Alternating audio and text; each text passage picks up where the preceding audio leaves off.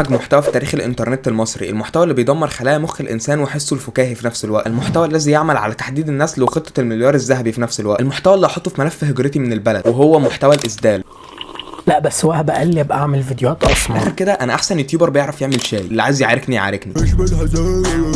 الكلام على اللي بيت وايه على الصبح كده يا ولاد الصبح. نفسي شخص رادع كده من صدر مامته يجي يغلطني. محتوى الاسدال ده بيبقى مقصود بيه السكتشات الكوميديه اللي بتدور حوالين الشخص المهمش الفاشل ومشاكله مع عيلته من الاخر، اللي هم بالمناسبه بيبقوا نفس الشخص. وانا ليه قلت حاجه زي كده في السكريبت؟ معلومه يا جدعان جديده عامه، اكيد ما كانش باين خالص ان الشخص ده هو الشخص ده هو الشخص ده. انا عامه كنت كل ما اشوف الثلاثه دول كنت افتكرهم ثلاثه مختلفين عن بعض يعني. بس انا جايلك في الكلام، هم بيبقوا نفس الشخص، بس الفرق مثلا ان الاب بيبقى عنده كرش ولابس نظاره او حاطط شنب كرتون ومش عاجبه اي حاجه في الحياه وعمال يعدل على اي حد معدي قدامه. شخصيه الام بتبقى ست غبيه بدقن صوتها مسرسع لابسه اسدال. وبالمناسبه انا سميت المحتوى ده محتوى الاسدال لان هو ده المشترك بين كلهم حرفيا. اي واحد بيعمل المحتوى ده لازم يبقى حاطط اسدال في الفيديو، فمن هنا طلعت عليهم محتوى الاسدال. افرحوا بقى لكم اسم اخيرا.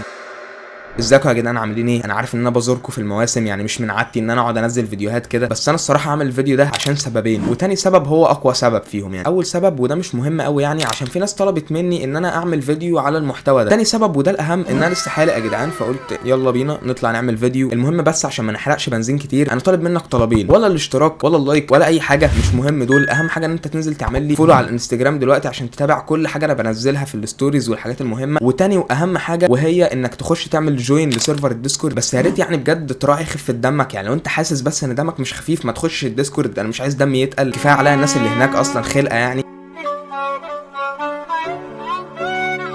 وبس كده، يلا بينا نرجع لموضوع الفيديو.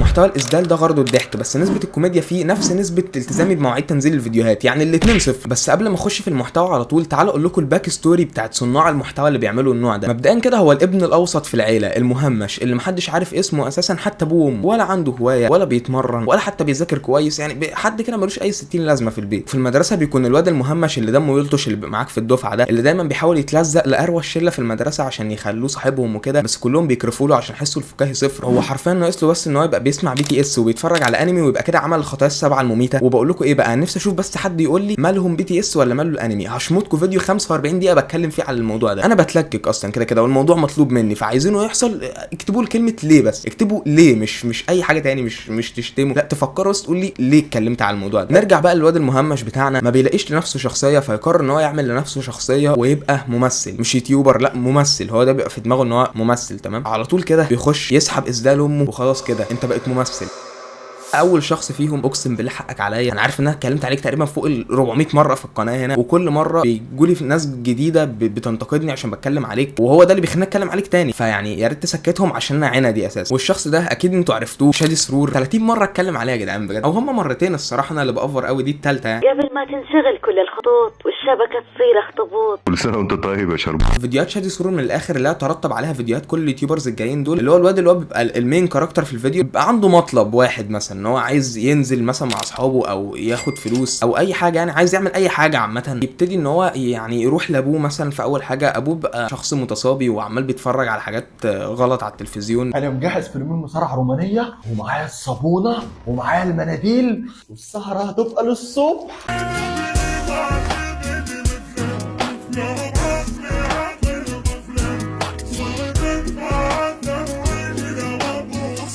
وبعد كده يروح يقول له بكل ادب انا عايز فلوس عشان نازل، يقوم ابوه قايل له يلا اجري من هنا. بعد كده يروح لامه يقوم قايل له شوف لك كلبه تحميك. الحمد لله يا جماعه احترمت نفسي، كنت اقول حاجه عيب. بعد كده بقى يلجا بقى للاوبشن سي بقى، ويقوم رايح لجدته مثلا، تقوم هي اللي مديها فلوس، فيقعد بقى يحفل بقى على امه وابوه، الجو اللي ما بيضحكش ده. بس انا ما عنديش اي مشكله في اي فكره من افكار الفيديوهات دي، هي اصلا ما فيهاش ابداع وغير واقعيه، بس اللي عندي مشكله معاه هو اشكال الشخصيات. يعني اتفرج كده، الكلام على اللي بيت وايه على الصبح كده يا ولاد الصبح. وانا بقى بقعد اتسحل بقى برضه، وبتخيل ان دول اهله الحقيقيين بقى، اللي هو بعد ما بيقفل الكاميرا بيخلص ويروح بقى يعيش حياته معاهم، هم نفس الناس دي.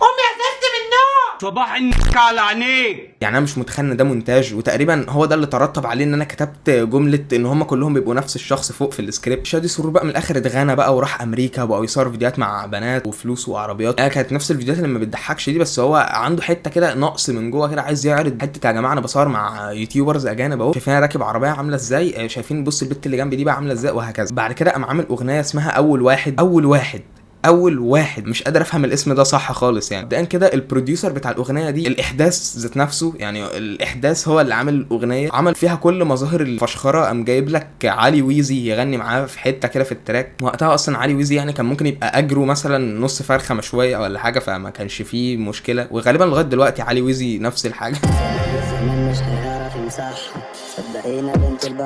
فالمهم الاغنيه دي كان بيتفشخر عليك بيها، وكان بيقول لك ايه، راكب مرسيدس اسود في اسود بالتفاهه، مأجر بيت عندي في ساونا وجاكوزي وحمام سباحه. راكب مرسيدس اسود في اسود بالتفاهه، مأجر بيت عندي في ساونا وجاكوزي وحمام سباحه. ما هو على فكره فعلا انت لو شخص تافه تقدر تجيب الحاجات دي كلها، ما هو انت لو شخص مش تافه الحاجات دي تبقى صعبه شويه. فلو انت بقى هتجيب المرسيدس الاسود في اسود دي مش من التفاهه، فهتبقى عديت ال 69 سنه. ايه الرقم ده برضه يا لهوي؟ ليه الفيديو ده كله ماشي كده في سكه غريبه مش فاهم. تاني شخص معانا، الشخص ده المفروض ما كانش يتحط في الفيديو ده لان هو مش تبع محتوى الاسدال، هو بيعمل المحتوى ده من غير الاسدال، بس هو كان لازم يتحط برضه عشان الناس ما تقعدش تقول لي انت نسيته ليه ومش عارف ايه، عشان انتوا بقى ليكوا راي وبقيتوا مفتحين قوي الصراحه.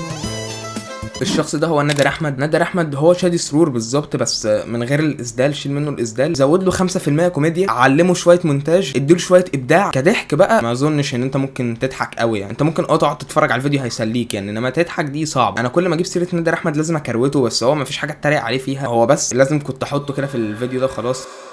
عندنا بقى تالت شخص وهو قيصر. انت خلاص شطبت يا عالمي، احنا اصحاب بلدنا، خارج عن السيطرة.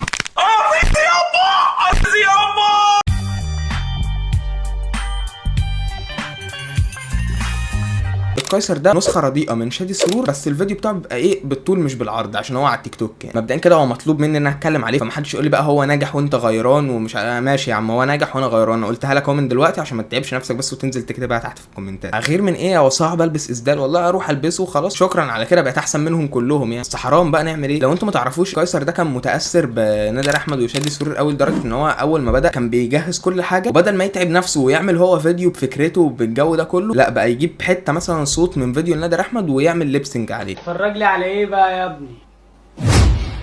شيكس. لا يا بابا، لا يا بابا، مش اللي بالك فيه ده يا بابا، انا ده فيلم عادي. المهم يعني ان هو اكيد مره في يوم من الايام مثلا لقط كده من على النت مثلا فضيحه لصاحب التيك توك او بنت صاحب التيك توك ولا حاجه، ها بقى انتوا هتعلوا لي الفولورز ولا فضحكوا يعني، فاهم؟ فاللي هو قالوا خلاص يلا خد لك 5-6 مليون كده، ايه سلك زورك بيهم يا فنان. فبعد كده فضل يعمل بقى الفيديوهات الغريبه دي، مفيش بجد مش فاكر منهم اي حاجه حرفيا، لان انا ما اتفرجتش عليه، خلقي ما كانش جايبني يعني وقتها. من الاخر برضو عنده حته مستفزه جدا، ان هو عايز يميز نفسه، خلى ان هو يبقى لقبه كلب البحر، اللي هو دي بتضحك يعني، اللي هو لما الام تيجي تنادي عليه تقول له كلب البحر، خلاص انا مت. جالي صعقه كرنجايه يا جدعان، ما تاخدوش في بالكم. اخر شخص معانا المطبلطيه بتوعه كتير، هو حمو ايهاب.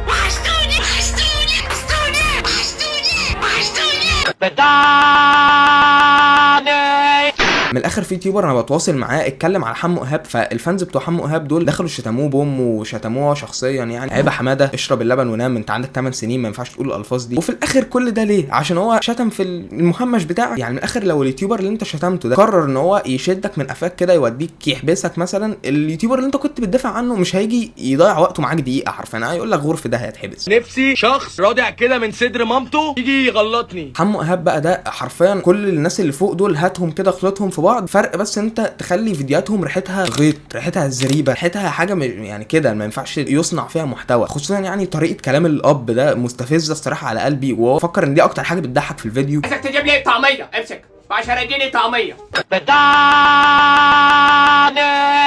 حتى يا جدعان هو كان طالع في مقابله تقريبا كده، مش عارف هلاقيها ولا لا، بس لو لقيتها هحطها لكم يعني، حاول يضحك فيها الناس على الهوا والمذيعه ومش عارف ايه، فقام عمل سويتش بقى، ودى بقى في كاركتر الراجل اللي هو بيتكلم بالاسلوب ده. المذيع حرفيا مفيش خلايا من وشها واحده اتحركت، لا هي ولا الناس اللي بتتفرج، وبقى شكله الصراحه وحش قوي، صعب عليا الصراحه. كنت محمل في الشنطه ورا شويه كتاكيت يعني، توقفنا قلت اللي في العربيه قلت له كتاكيت يا قال لي بتاكلها، قلت له تشيشه، قال لي تشيشه وما عندكش رفقه بالحيوان، قام لاسعني قفا وقفني الكمين التاني، قال له اقف يا بنت، قال لي اللي ورا في الشنطه، قلت له شويه كتاكيت يا بنت، قال لي بتاكلهم كيكه وكل يوم بصحيهم يفطروا معاه، قال لي كيكه امال احنا نعمله ايه؟ وراح جاي لسعنا اهلا صباح النك عينيك. يعني نفس المحتوى بتاع اللي فاتوا دول، بس مثلا ممكن تحط لك شتيمتين 3، اسلوب سوقي شويه في الكلام. مش علالة اللي انت فيها دي يالا. انت يا ابني جهاز بنبطل فيديوهات ليه؟ امشي بدل ما نوتش اللي ليها امك. انت كده ضحكت الاطفال اللي ايه الاكبر سنا شويه، اللي هم عندهم 9 سنين مش 8 يا باشا.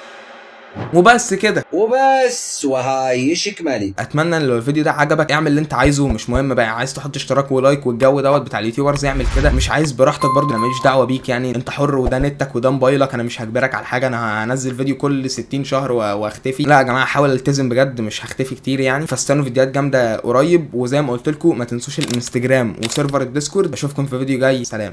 اقول لك بقى على جمله انا كنت مألفها: الراجل من غير بيت زي اللاب من غير نت.